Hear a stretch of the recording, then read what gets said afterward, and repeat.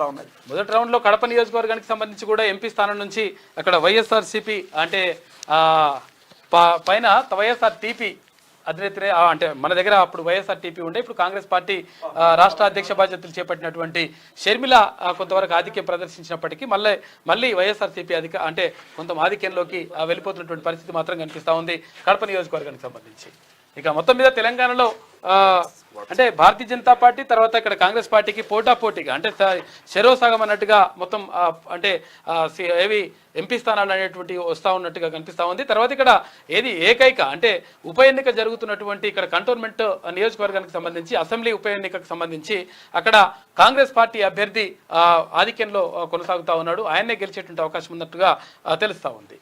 కాంగ్రెస్ అభ్యర్థి శ్రీ గణేష్ మాత్రం అదృష్టం వరించిందని చెప్పుకోవచ్చు. ఎందుకంటే బీజేపీలో లాస్ట్ టైం బీజేపీ నుంచి పోటీ చేసిండు, గెలుస్తాడన్న చర్చ వచ్చిన నేపథ్యంలో అక్కడ బీఆర్ఎస్ గెలిచింది సిటీలో. ఇక జహీరాబాద్ నియోజకవర్గానికి సంబంధించి ఇక్కడ జహీరాబాద్ లో సురేష్ షెట్కర్ ఆధిక్యంలో కొనసాగుతా ఉన్నారు 13,000 పైచిలుకు ఓట్లతో.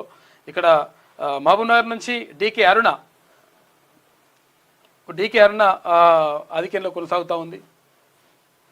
క్లియర్ కట్ గా వెళ్తా ఉంది. ప్రజలు మాత్రం క్లియర్ పిక్చర్ ఇచ్చినట్టు తెలుస్తా ఉంది. ఇది చేవెళ్ళది, ఇది మల్కాజ్గిరిది. మల్కాజ్గిరిలో ఈటెల రాజేందర్ ఆధిక్యంలో కొనసాగుతా ఉన్నారు. రెండో స్థానంలో అక్కడ పట్నం సునీత మహేందర్ రెడ్డి, మూడో స్థానంలో రాగిడి లక్ష్మారెడ్డి బీఆర్ఎస్.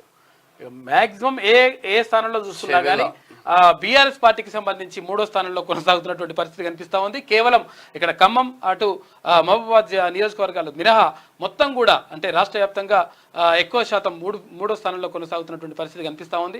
అయితే ఇక్కడ మెదక్ నియోజకవర్గానికి సంబంధించి ఒక్కటి మాత్రం అది 3 పార్టీల మధ్య దోబూచులు ఆడుతున్నట్టుగా పరిస్థితి కనిపిస్తుంది. ఎందుకంటే అక్కడ 1000 ఓట్ల మెజార్టీ కూడా అట్లా కనిపిస్తలేదు, ఆధిక్యం కనిపిస్తలేదు. కేవలం 100 ఓట్ల ఆధిక్యంలో ఈ పార్టీ ఆ పార్టీ అని చెప్పేసి ఒక్కొక్క పార్టీ వస్తున్నారు. భువనగిరి పార్లమెంట్ లో మాత్రం క్లియర్ కట్ గా కాంగ్రెస్ అభ్యర్థి చామల కిరణ్ కుమార్ రెడ్డి 58,215 ఓట్ల మెజారిటీతో ముందు వరుసలో ఉన్నాడు. ఇది భువనగిరి కాంగ్రెస్ ఖాతాలో.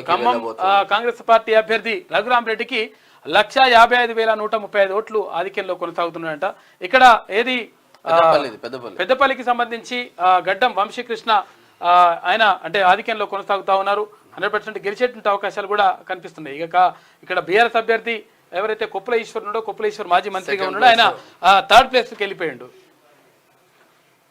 కరీంనగర్ పార్లమెంట్ స్థానానికి సంబంధించి బండి సంజయ్ ఆధిక్యంలో కొనసాగుతా ఉన్నారు. 63,985 ఓట్ల ఆధిక్యత కనిపిస్తా ఉంది. బీజేపీ అభ్యర్థి ఎంత అంటే ప్రజలు మాత్రం పిక్చర్ క్లారిటీ ఇచ్చినట్టున్నారు. ఈ అభ్యర్థులను గెలిపించాలని డిసైడ్ అయినట్టు తెలుస్తా ఉంది. కరీంనగర్ లో మాత్రం క్లారిటీగా బండి సంజయ్ గెలవబోతున్నట్టు తెలుస్తా ఉంది. ఇక వరంగల్ అంటే కాన్స్టిట్యున్సీకి సంబంధించి నియోజకవర్గానికి సంబంధించి ఇక్కడ కడియం కావ్య అంటే కాంగ్రెస్ పార్టీ నుంచి కడియం కావ్య 43,000 ఓట్ల ఆధిక్యంలో కొనసాగుతా ఉంది. ఎవరికి కూడా తక్కువ లేదు. 30, 40, 50, 60, 1,55,000 పోయింది ఇప్పటికి. ఇక పార్లమెంట్ ఎన్నికల ఓట్ల లెక్కింపు తీరును పరిశీలించిన సిపి అని చెప్పేసి అంటే ఇక్కడ వరంగల్ కి సంబంధించి సిపి అక్కడ పరిశీలించిందంట. మహబూబ్ నగర్ 4వ రౌండ్ తర్వాత బీజేపీ లీడ్ కొనసాగుతా ఉంది. 95,289 అంటే కొంత 6,000 ఓట్ల అంటే 5,652 ఓట్ల తేడా కనిపిస్తా ఉంది. భారతీయ జనతా పార్టీకి ఆధిక్యం కొనసాగుతుంది. మహబూబ్ నగర్ లో మాత్రం ఇటు భారతీయ జనతా పార్టీ ఇటు కాంగ్రెస్ నువ్వా నేనా టఫ్ మాత్రం నడుస్తా ఉంది.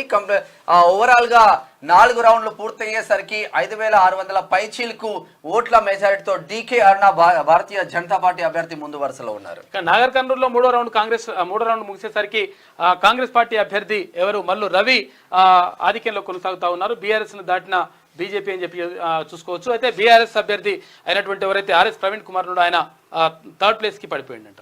బీజేపీ అభ్యర్థి భరత్ ప్రసాద్ రెండో ప్లేస్